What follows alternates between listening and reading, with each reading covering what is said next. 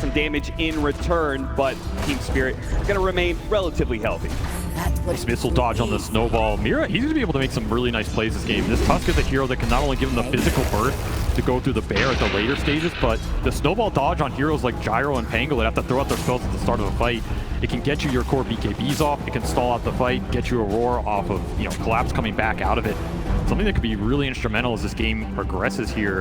And once more, Spirit making the first moves here. Pochka's been really active in this laning phase, trying to skew it as much as possible to Team Spirit's advantage.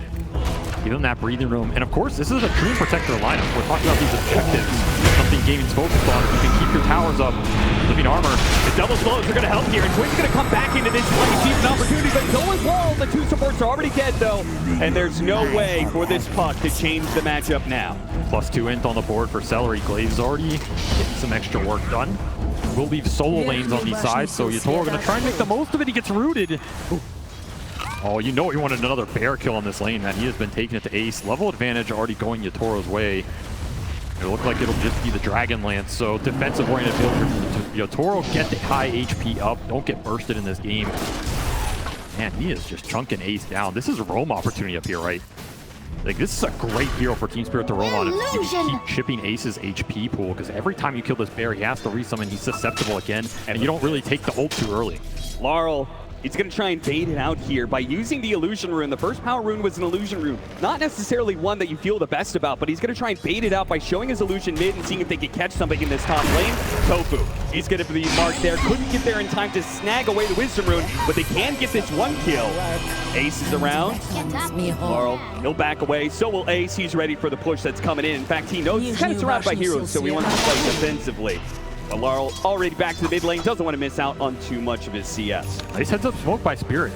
They are a team that will happily smoke to any of these wisdom runes. And if you study them, you know it's coming. The 7, the 14, the 21 especially is one of the big power moves. They really want this XP advantage. And again, rotating to Ace's lane, I think, is a recipe for success. The other move you're going to make is to collapse when that helm is up to try and push the tower or kick the Rachi out of the lane.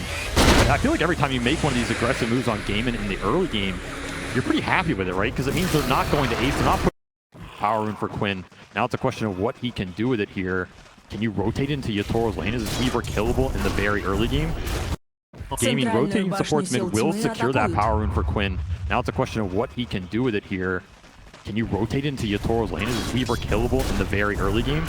Calling plus some roots, doable. In fact, they're just going to bring everybody up here. Try and go on Ace again. This is when the lone druid is susceptible. Perfect opportunity with the bear now being put on cooldown. They have done serious damage to Ace, killing him so many times, and even maybe catching Tofu here. Celery's going to try and slow him down, but that's two supports without a real stun. They're just going to back away, though. Bottom lane, that was the rotation coming out from Quinn. Mira left a bit alone here as the Beastmaster went for the Lotus instead. Good separation there with the Shard, and Quinn doesn't feel like diving too deep.